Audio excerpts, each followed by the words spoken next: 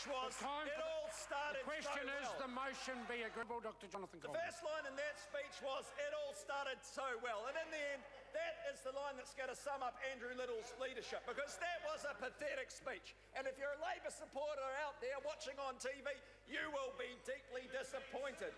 That man is the leader of the Labor Party, and no way was that a Labor Party leader's speech. And those guys over there, they know it. You know, there's a lot going on today. There's some big stuff. But what's Labor focusing on? The minutiae, the stuff that nobody cares about.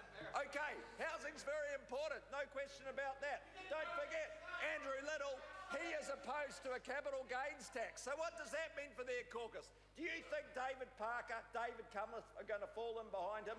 Frankly, on policy, those guys are now absolutely fractured. And I'm very disappointed on a day which is incredibly important to the people of Otago and Southland, where we have put in a commissioner to turn around a dire financial situation.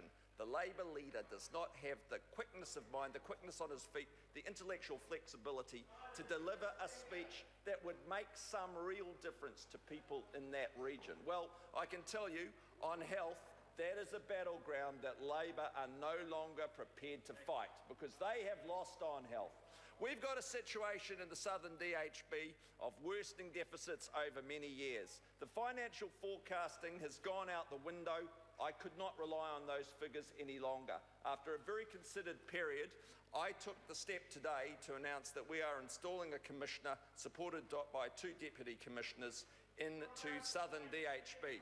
And Mr Speaker, why that is important is because the people of Otago and Southland deserve high quality health services, and actually until we can have confidence in the finances, we can have no confidence that those services will be delivered in the long term. We are totally committed to rebuilding Dunedin Hospital, but it's very important that we have the governance arrangements that can implement the strategic plan that's laid out. We need to know actually what the configuration of services will be before we can build the hospital. But that hospital absolutely will be built under national, Mr Speaker. In terms of Otago and Southland, the southern region, we've put in an extra $135 million over 7 years, Mr Speaker. Many, many more doctors and nurses. The definition of a deficit is not underfunding. It's all about actually sensibly using the money that you are given. And so what I say to those members there, actually $800 million plus for Otago, Southland, for the southern DHB, that's a lot of money. We are now relying on the Commissioner, who I have a great deal of faith with, to reconfigure those services to deliver positively for the people of Otago and Southland. And I'm really disappointed when you look at what Labor is focusing on. Claire Curran, the MP for Dunedin South, do you know what she's had on her Twitter feed since it became knowledge that we were going to announce a Commissioner? Well, there have been 7 attacks on the Australian government, 3 tweets in favour of Edward Snowden, and only 1 tweet retweeted from Annette King about Southern DHB. And Southern DHB is a big issue. I'm glad that we have support across the House actually for installing a Commissioner. I know it's very tempting for everyone to play politics with that.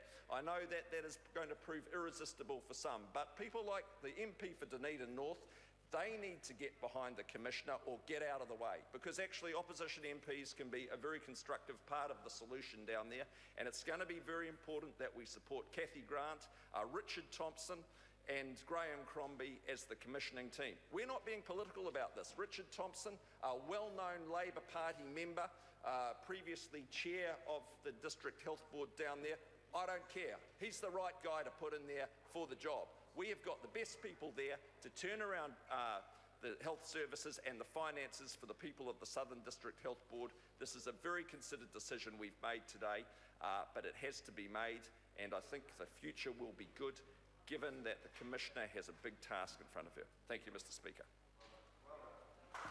The Right Honourable Winston Peters. Mr Speaker, so